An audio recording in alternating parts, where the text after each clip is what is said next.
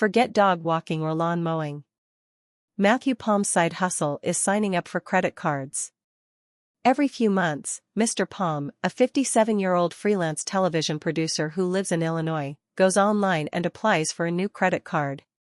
He opens only cards that come with a sign-up bonus, a reward of a few $100s in points for new customers who reach a modest spending target. The highest point of anxiety is when you click the submit button for your latest card application, he said. And then, as soon as it's approved, there's that adrenaline hit. Each sign-up bonus is small, so to make a decent income, Mr. Palm keeps applying. During the 7 years he has been into this side hustle, he estimates, he and his wife have opened more than 50 cards. The promotional bonuses have netted his family more than $40,000, he said. Mr. Palm is a member of what is known as the churning community, people who regularly open credit cards to harvest lucrative promotional rewards. The churning logic is simple. Hundreds of credit cards come with sign-up bonuses. So why not apply for as many cards as possible? Mr. Palm doesn't consider himself an extreme churner. While he has opened more than 50 cards over 7 years, he knows of others who open 20 cards annually. Some people have been at it for decades. Isaac Kaur, a doctoral student at Northeastern University, has been opening credit cards since the start of the pandemic. I'm up 15 grand this year, he said. PhD stipends are not that high, so this actually does dramatically augment my income.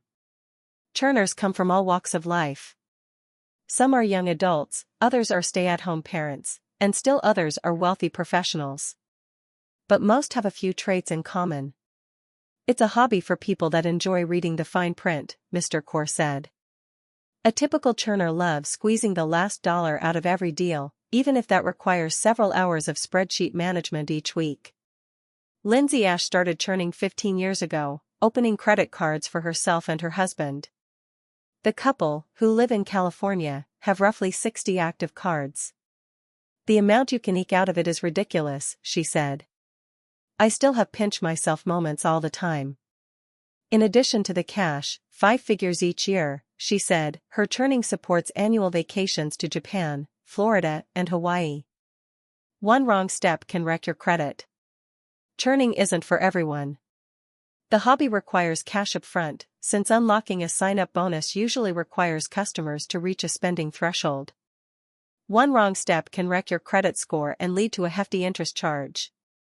If you are at all remotely uncertain about your finances and juggling bills, stay away, Mr. Palm said. But churners often have surprisingly high credit scores. While opening a new credit line can lower a customer's score, having low credit utilization, spending only a small fraction of one's available credit, can raise it. Because churners often have.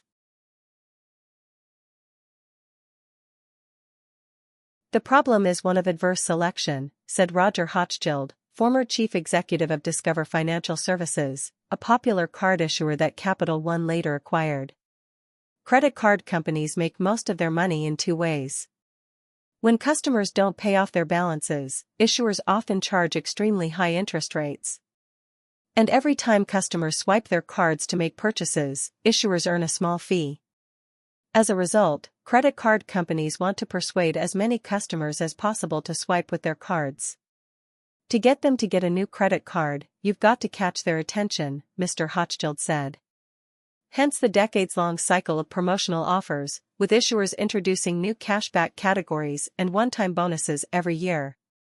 Internally, financial analysts at credit card companies often project that most customers will sign up for a card and then use it for most of their purchases, Mr. Hochschild said. That way, issuers will lose money on the promotional offers but make up for it in swipe fees and interest payments over time. But that assumption can backfire, especially when offers are too attractive. Then a rush of people seeking to game the system can flood in. Every person who just does the letter of the promotion and no more, you lose money on, Mr. Hochschild said. Issuers take steps to avoid this.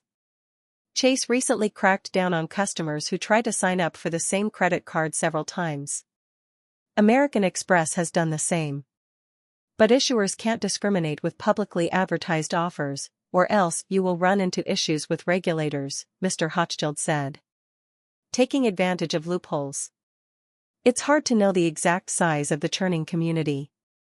A Reddit page on the practice has tens of thousands of weekly visitors, and popular websites and podcasts on the topic rack up thousands of monthly views.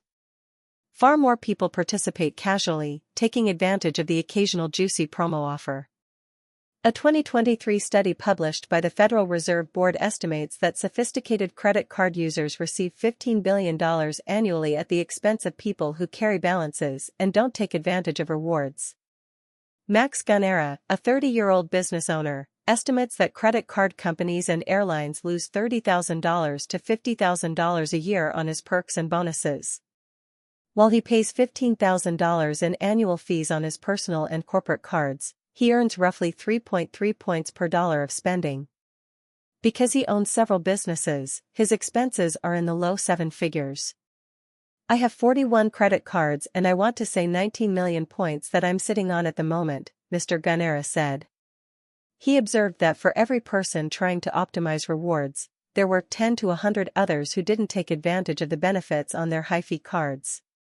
It is a massive wealth transfer to me, he said. Some cards also offer a 0% interest rate for the first 12 months as a sign-up bonus.